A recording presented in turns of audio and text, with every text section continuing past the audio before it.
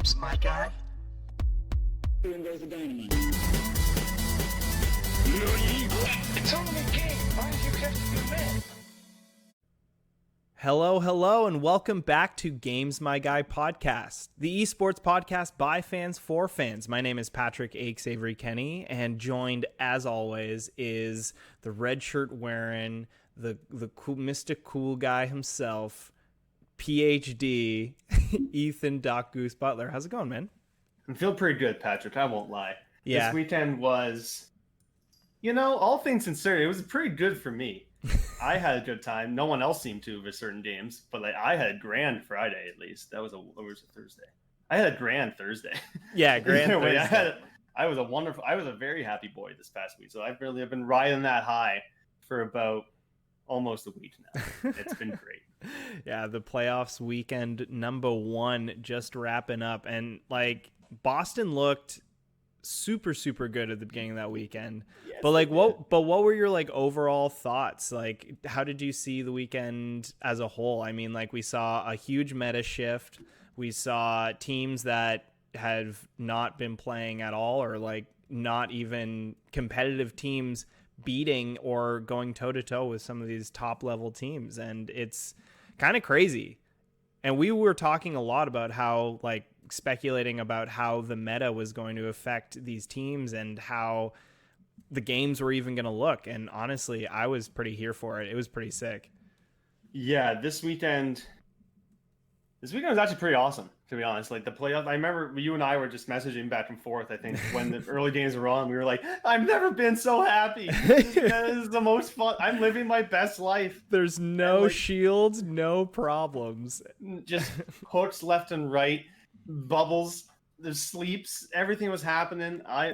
Honestly, as chaotic as it is, and as much as I don't want it to continue for very long, I'm having a great time just relishing it in the moment. I'm just trying to live in the moment. And this meta is goofy, it's weird, it kind of doesn't make sense that it should work, but it does, and it's a hoot. This DPS players are popping off. You get to see some incredible, Roadhog's back in play, to the chagrin of any person who plays main tank ever. But I've always enjoyed watching Roadhog. He's terrifying to play against, but he's a hoot to watch, I gotta say. Yeah, it's I really enjoy just the chaoticness of the meta right now. I think it's so fun to watch this Brawly comp against Brawly comp. It's so matchup focused. If your Roadhog is not as good as the other Roadhog, you're going to lose. And that's a big deal. If your Mercy messes up a res or goes in too early or overflies, it's all very skill based. And I think that's why it's so interesting to watch, because it's like Dive, except everyone's fighting their own battles for the most part, except the supports who are just cowering in fear, just trying to keep each other alive. Yeah, it's been... Anytime if you watch a support POV, that you can, like you said, cowering fear probably accurately describes that so much. Except unless you are an aim god who just cocky as fuck and doesn't will just be doesn't not give a shit. But you can see everyone's all right, where's this hog going on? He's around here somewhere. I hear some chains going on. I don't know where, but I know there's something somewhere. Oh, I'm hooked. Just dead immediately. It's kind of nuts. And certain teams have found ways to work around it. The beauty of these early playoffs as well actually has been how much diversity of compositions we've seen. You've seen Road Zarya work for the Justice, but you've also seen a lot of Winston, a little bit of Rhines on certain control maps. There's been a lot of different stuff played to varying degrees of success, as evidenced by certain outlaws. Yeah. But other teams have had success with Pharah. And so you've seen Pharah, you've seen Sigma Hog over in APAC, you've seen a wild bunch of stuff. And this is exactly the type of thing Overwatch fans should be welcoming to a certain degree. I know I would love, I my favorite tank hero to watch is Reinhardt. Of course. So I would love to see more Reinhardt. But even when there's not, I'm enjoying myself immensely with certain teams. And I think is good for the game overall. Not I don't think having Roadhogs be so prominent in the way he is good for the game in the long run. But for this small sample size, it's pretty fun way to go out, especially the way the season's been. But we've seen a lot of very standard sit and shoots And so yeah. it's nice to see a bunch something a bit more chaotic. Actually, I won't lie. Yeah, it's just nice to see a mix up, and it's nice to see things that we haven't seen before. Like it's Overwatch has been around forever, and we've seen the main tank battles, we've seen the goats meta, we've seen all of these like very like high healing, high survivability comps, and it's just so fun to watch this like craziness go on where like Zaryas are doing most of the damage and Hogs are just living through everything. But you hit on one of the first games of the day, and I think it's probably the most influential and controversial games that happened over this weekend. Boston versus Houston. I was about to say, I'm sure I don't know what you're talking about, Patrick. Where I think everyone has to ask themselves, where were you when Boston destroyed every single prediction ever? Literally every single one. Let me tell you, this could not have been sweeter for us Uprising fans. If you watch any content creator, anyone tweeting about Overwatch for the really into this weekend, I'm going to bring up Platchat because I think they're hilarious, but like even in their episode talking about the brackets, they brought up the Houston name, but like we're not even going to talk about it. Houston's just going to win. Oh boy, did they though? No, sir. Do you want to know why? Because the British Mad Lad is a good Roadhog along with Punk, just killing it on whatever he does. And Jerry and Mum Yumbon, oh my goodness, this game. I was like, as soon as it ended, I leapt off my chair. And I was dancing. And I was tweeting out, I was getting notifications left and right. It's like, dude. My favorite was just all the Ric Flair memes you kept posting after every game. Woo! Every map. Anytime they won one, I found a different Ric Flair woo and just I had to keep it going. It was actually like my favorite narrative. I was like, can they just win so I can get one more Ric Flair meme? But I was worried. I was worried what you were gonna post if they lost. I was like, wouldn't be a Ric Flair. I won't lie. It would be something sad. I'd be like, well, this is how it goes, I suppose. Yeah, you pull out some like black and white MySpace emo picture, and it's like everyone cries, everyone has tears. So, no, I would probably post the it's from Full Metal Alchemist Brotherhood. It's just a GIF where it's just like the guy standing out in like the sun. It's just like it's a terrible day for rain, and like a single tear is coming down his face, and that would be me watching that game if it went that way, which it did not. Yes. But like Myeongbon didn't let the other team play, and neither did Jerry, and frankly, neither did anybody. Yeah, it was wonderful. Before the weekend, would you have thought that Fusions was a good Roadhog? I didn't know he played Roadhog. I don't think Fusions knew he played Roadhog, to be honest. He only did it for about a week, and they're just like, all right, who's gonna play Roadhog? Like all the Uprising players just kind of went. They looked around the room, and like no one was raising their hands. So Fusion's like, "All right, mates, I got it." And then here we are. Yeah, I got it, bruv. You see like Mikey in the back. Maybe I could do it now, bruv. You sit back in your fucking chair, mate. I'm going in. I've got the hook out already. I've got my tea. I'm not going to spill it. Me fingies are already on the WAS&D. I can't. I'm playing it, and. Honestly, I think it's a situation where you have a player who is like coming in, who's been a main tank like the entire season, has been like super controversial, even amongst Boston Uprising fans. Some people loving him, a lot of people hating him. And then he gets given a gift. He gets given a Roadhog as a main tank slot. And he just goes, you know what? Let's just see what happens. And I think honestly, just him practicing a little bit, not having a lot of history with Roadhog actually benefited them, just because he just played simply. He just played, let's get on the point. Let's push this cart. I'm just going to get a pick and then we win. It was pointed out as well, like the difference if you had a DPS player playing Roadhog versus a main tank player playing Roadhog. Yeah. Because a DPS player Roadhog would often be going for like certain flanky movement. Like in that game alone, you saw Blase was going for a lot of flanks, whereas Fusions was taking space in the front because you understand his role as the Roadhog was to be in like just to get beat the fuck up. Yeah. Because you can and absorb just to be a damage. battery for his whole team. Yeah, and you needed to be right front and center, getting some sick hooks as well. His hook percentage, I think on one map was like at one point was like 88%. He was shooting 88% of his hooks. Because he was And, going like, for the easy hooks. He was like, "Oh, Zarya used her bubble, shank, pull them in." is Like, that a diva I see? yeah, Twink? yeah. He But was yeah, just on the ball with those like really easy, consistent hooks. and it was really good to see them like synergize as well as they did, and it showed that there is like one thing people were saying about Boston should blow up the roster to everybody. Like honestly, no, they shouldn't. The players themselves would be with the roster, the starting system they have now would probably be like a mid-table team with a better upper management and support staff, essentially, because there's talent on this roster and they've shown to be able to utilize it at times. It's just the way things were going. I think they lost a lot of confidence. They were losing so much that can have a really big toll on your mental. And so this weekend probably did a lot of good for them to just go out the way they did. Like even when they lost against Atlanta the next day, they went down fighting. Like that was not a stomp. Like they made Atlanta work for it. And it was nice to see them, no matter what happens, to have them get a bit of joy at least before the season ends. Yeah, it was nice. And like no one predicted Boston didn't even win against Houston, but going 95% of people did not do that. Yeah, 95% of people were out of fantasy pool drafts. And then there's like two dudes left going, Uprising. And then they like pick Vancouver to beat Washington and they're like, "Ah, shit."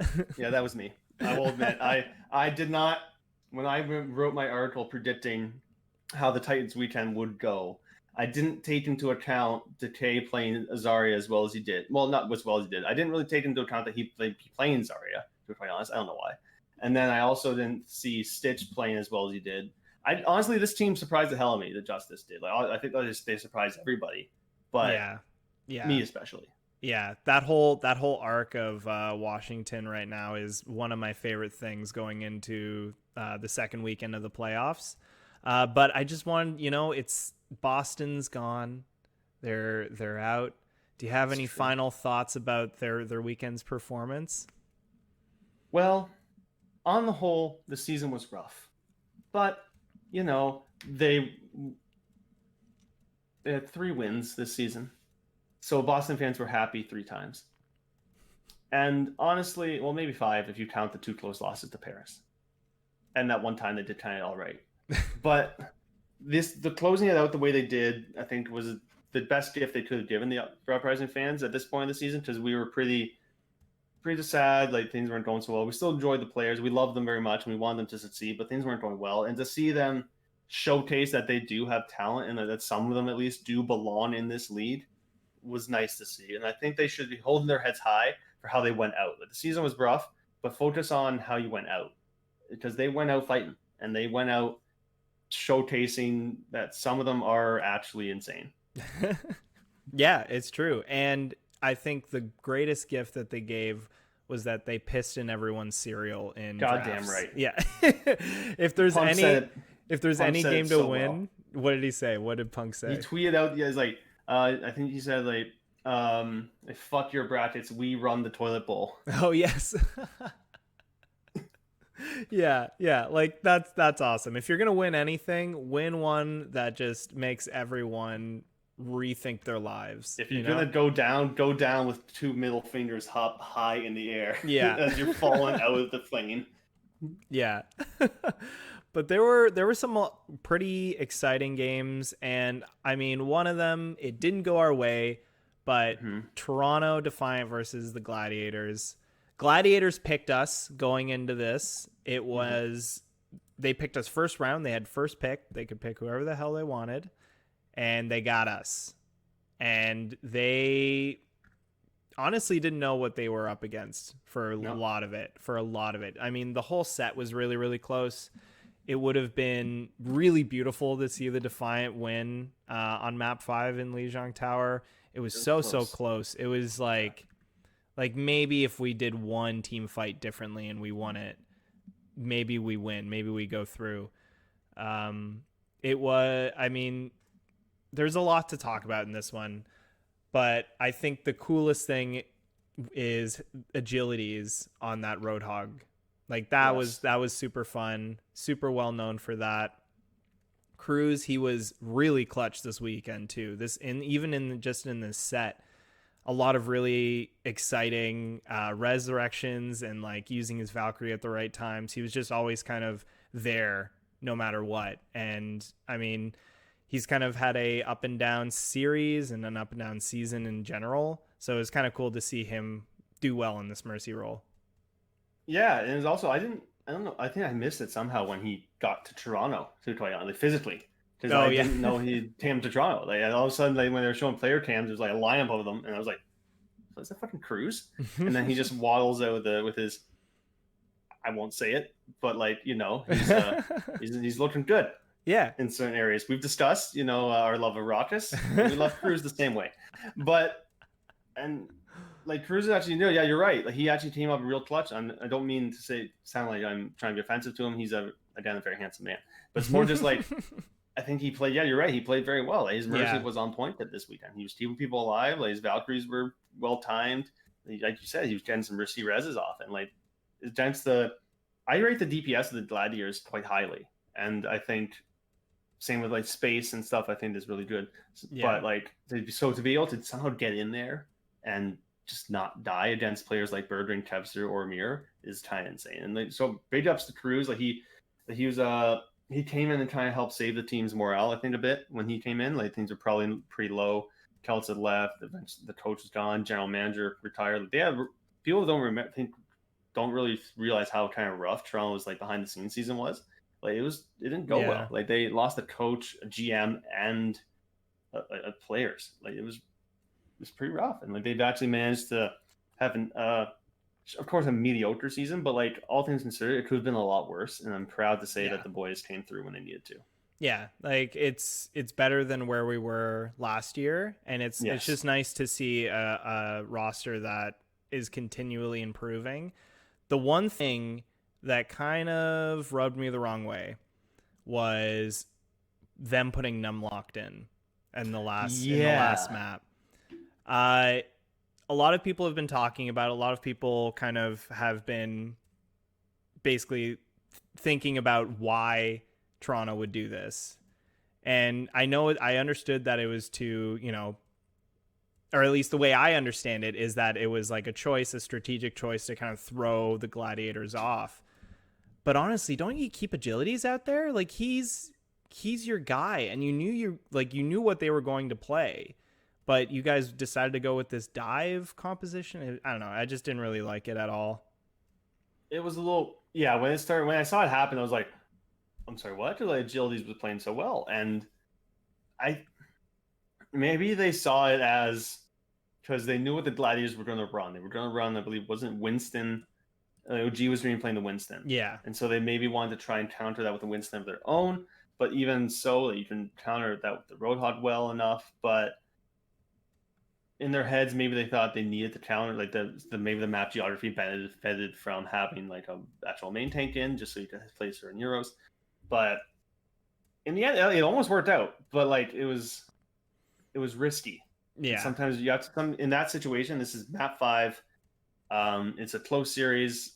Sometimes you feel like you need to take a risk, like you said, to throw them off, and maybe you can Numlock can lead the team alongside Cruz a bit better, but it was definitely an interesting choice. Like fans were like, "Oh my goodness, Agility's out. What the hell? He was playing so well on the Roadhog," and so I clearly didn't pay off in the end. But I don't know if that's exactly Numlock's fault. No, I don't think it's his fault either. Like especially because it really came down to like one team fight.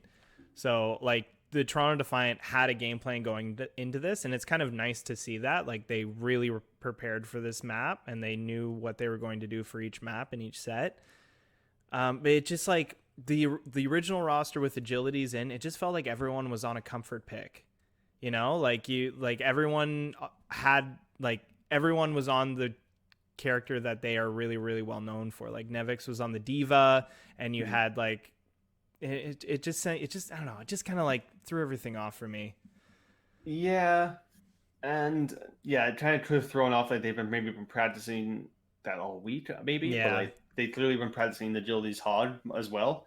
And so it's kind of confusing to bring them the last map. Yeah, the Shock did it, but like come on, that's the Shock. And so and also it's super, bless that man. Yeah. But Yeah. And so it's hard to say if it would have worked better without Numlot in or if Agilities was in, but because Agilities was playing very well. And so I don't know, man. Like I think it was a risk they took. It didn't pay off in the end, but Numlot deserved a chance. Yeah. It was also like it also almost won them the map. So I can't be too mad about it.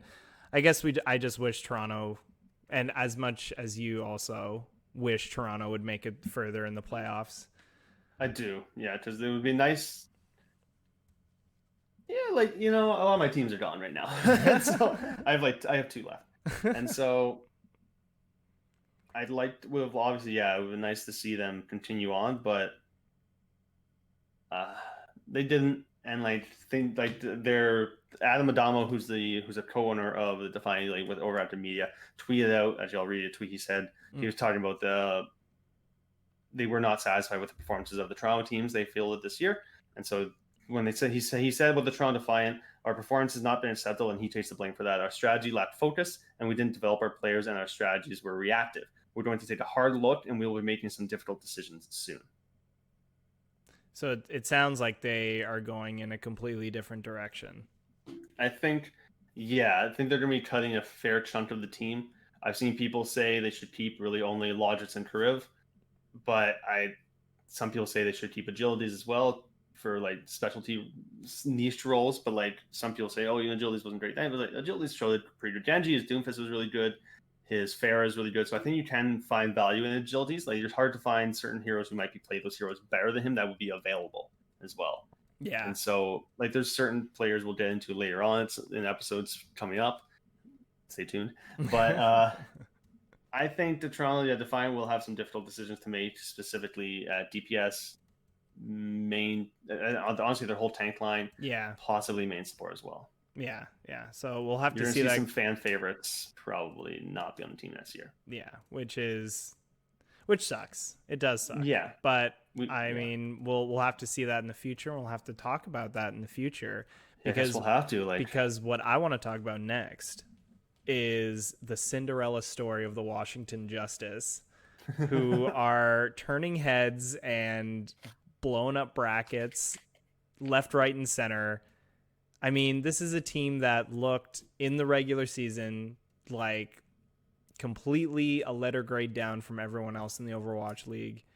Yep. And all of a sudden, they signed Decay and the meta switches, and now they're this team that goes 2-3 against the San Francisco Shock. Almost sweeping them, too. Almost sweeping them. And also, like, those first 2 maps were not close against the Shock. Like the Justice rolled them. I remember tweeting out, and I think I even messaged our group chat. I was just like, "Yo, the Shock are straight up getting bodied right now by the Justice." Like it wasn't nice to watch if you were a Shock fan. And so like they looked a bit lost trying to play against the composition the Justice had until they kind of clicked and they made the switches. But yeah, man, like. I know some people are very conflicted on how to feel about the Justice right now. Like they say the storyline just feels off a bit because if this was a regular season, obviously it's not, so you have to take that into account. But if this was a normal season, the Justice would not be in the playoffs at all. Right. And so like there's certain like rule changes that happen at really, really good times for them. And honestly, I can't fault them for this. Like they took advantage of things as it was laid out to them. Like the Justice didn't change the rules, the lead did. And so the Justice was like, you know what? Fuck it. We have the chance to do something right now. Yeah. So I can't fault them for wanting to improve the team in certain ways. And it's ultimately on these better teams to be able to shut them down. Like they're playing one comp really well. And they've shown a couple other looks. Like they've shown like the Pharaoh look at times. They've had stuff like that.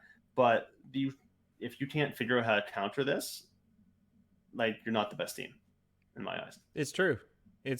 And like going and like looking at their performance this weekend, like they 3-0'd Dallas, they 3-0'd Vancouver, and like that game against Dallas was really, really impressive. Mm-hmm. But how would they look in a different meta? How would they look even just with a shield tank meta again? Oh yeah, for sure. Yeah. Honestly, if they had to play a main tank right now, they would be defeated very fast. Yeah. Because even if Decay's on Zarya, like I don't think just Roar's not been showing. He's apparently been doing a lot of work more behind the scenes and more like coaching role. So maybe that's great for him. He seems probably really smart, but being able to knowing things and be able to put them to action is two different things. Totally. Yeah. Like I know a lot about, let's say, Power Rangers. I don't know. Let me pick one out of the hat. Let me Power just Rangers. randomly here. But Yeah. does that make me a good Power Ranger? No, I don't know how to fight people. I'm a little bitch. I don't want. I'd be scared if a monster's running at me with his like, giant head or something like that. I'd be running the other way. I'm not. But like, no, I'm just joking.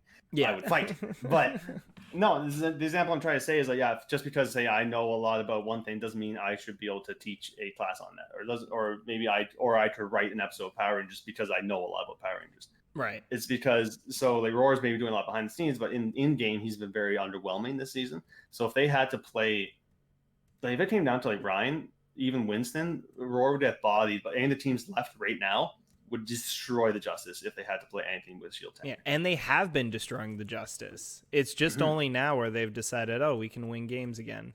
Like brutally too. Like I think like we've put a lot of talk about Decay, but I think the biggest glow up of all is Stitch. Oh yeah. Like yes. Stitch, I know he's performed well in the past with Runaway, but even last season, whenever they got to play actual hit stand, they primarily played, even Somansu played over him. They had Huraid, may he reign as a coach of the Outlaws. I think he is still. I believe so, yeah.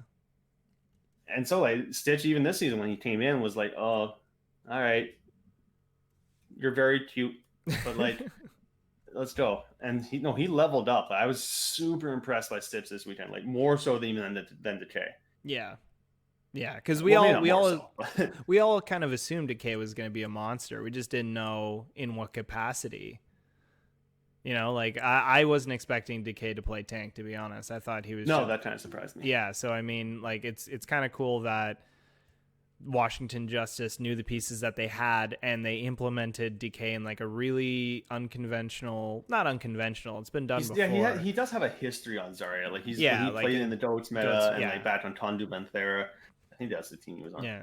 But yeah, he was like known for being a good Zarya, but like it just kind of went against the grain. Yeah, it just went against the grain to what people were expecting, and it paid back in full. I mean, they're still in the playoffs, being 12th in the regular season. Like, it's kind of crazy. There was really only one. There's two teams other than that who were floating between the last and 12th and 11th or something. That was Boston, Vancouver, and Justice. And at times, Justice was like below Boston at one brief point, I will say, I'll admit. But they were very underwhelming this season, especially with the departures of some key components of what their roster going into the season was supposed to be. Like once Torrey Stratus, Elvote, Lulsish didn't get to play because of visa issues, and so there's a lot of problems. But they've settled on this roster now. They're developing the players nicely, and if they can keep this going, I don't know if they can maybe beat Shanghai or maybe Philly, but like 2021's looking real good for the Justice, and I'm not gonna lie. Yeah, and if they can sign Decay, if they can keep Decay, if Decay stays, yeah, that would be really cool. And as long as Arc can play Mercy, we'll be all set. That team will be all set. If Art's flying, if wings are flying if Art's got the wings out. Yeah. No valiant pun intended. I think they're gonna be fine. Yeah. Yeah. The other game that I wanted to talk about just briefly for a minute. I mean, I gotta pour one out for the Chengdu Hunters. Yes. They stuck to their guns. They played ball in this meta. They played some Roadhog sometimes, but it was a very, very exciting set. It was really cool to see a Mang play in this meta, and I was really interested to see how ball would kind of fit. And it really just kind of assumed this dive tank. Like it was almost like replace Winston, put ball in, and then that was the comp. So I mean, it was really, really exciting to see. Sad to see them go. It was a really tight game against New York Excelsior, who they've been battling all season long, wins versus losses, almost trading.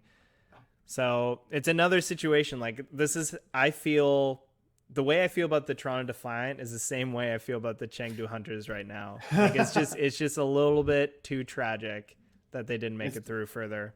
It's very sad. Like we've talked about openly how much we adore the Chengdu Hunters and the way they play and what they bring to the league. And Amang, long again, praise be Praise onto be to Amang Ming. because Yes. he's so fun to watch. Like it doesn't he's playing ball into Roadhog, man, and Ana and like all these things that should not allow him to do this. And it doesn't matter. He's going to do it. And like he's no fear in his dojo. I can tell you that right now. He's amazing to watch, and I love him so much. Yeah, yeah. It's just cool that they're still committed to this very small roster. And going up against the New York Excelsior is no easy feat, but they're out, and I'm very sad. But I mean, we've got a lot of cool games to look forward to next week. Yeah. Oh, yeah. I mean, the brackets aren't completely filled out. We still have some games that we need to play through to see who qualifies and who is out. But are there any games that you're excited for next week? I am. Yeah, I'm nervous. Nervous. More than excited, it seems. Okay, But okay.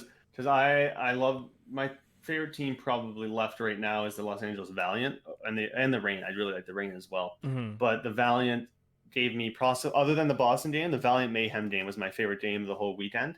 Nice. Because I love those games of the whole season. I think the best games of the whole season have just been Valiant Mayhem. It's been always so back and forth. And so I'm nervous about Valiant versus Justice, though. If you had asked me again like a week ago, easy clap, let's go, move ahead. But I'm nervous. The Justice, again, are playing super well with this composition, and they've shown willingness to have a couple of the tweaks. And I want to say that the Valiant, they now have time. They have a lot of time now to prepare for what the Justice are running. That being said, the Justice also have time to develop just like even one more other look is all they really need to be truly threatening. Yeah. But I'm nervous because I really want the Valiant to move forward just for this. Again, talk about the storyline that really should be, if they win this game, that should be the talked about the most is the Valiant season. Because no one thought they'd do well this season. The meme going into the season was, let's see this roster get out of open division. And so like they're doing so well and love to see them continue. So that's my game of the week is going to be Los Angeles Valiant versus the Washington Justice. Yeah, it's loser takes all. Yeah, winner takes all. It's loser takes all. It's loser takes all. Yeah, no, I have to agree with you. The Valiant Washington game is going to be sick, and it's two teams that have kind of been slowly finding themselves together. Like they've just been working towards this moment, and it's like the battle of the underdogs, and I'm super stoked to see kind of what happens with that. That one's going to be super exciting. Mm-hmm. The other one that I'm really excited right now in the APAC region, it's got to be the Dynasty versus the Dragons. That's going to be a really cool game. Dynasty, honestly, they've been up and down.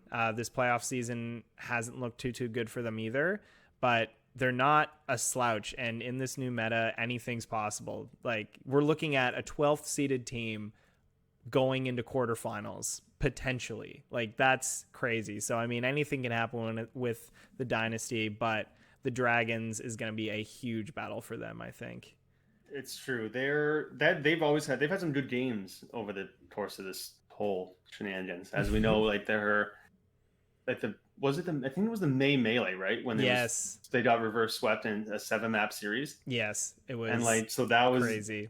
Nuts. And so like the Dynasty, I saw a post on Facebook the other day in one of the Overwatch groups, and it was saying like, why did all these people hate on the Dynasty so much? They're playing so well, and like why can no one ever predict them? I'm just like, here's the thing. Like as you yourself has actually just said, not even minutes, seconds ago, it was the Dynasty at times looked like the best team in the league. But then the next week they look like the worst. Yeah. And so it's the duality of the tiger, I suppose, is what it comes down to with the Dynasty. Like they honestly have a lot of good pieces and a lot of great players, and they could go all the way. I just don't know if they will. I want to believe. Every time I predict the Dynasty, though, they lose, and so I'm like, am I the curse? I don't know. Yeah, you but just gotta stop voting many times. You just gotta. I'm scared. Okay, I just think the Shanghai Dragons are also almost. They're so freaking good. Like this meta also works out really well for them, and so they're playing.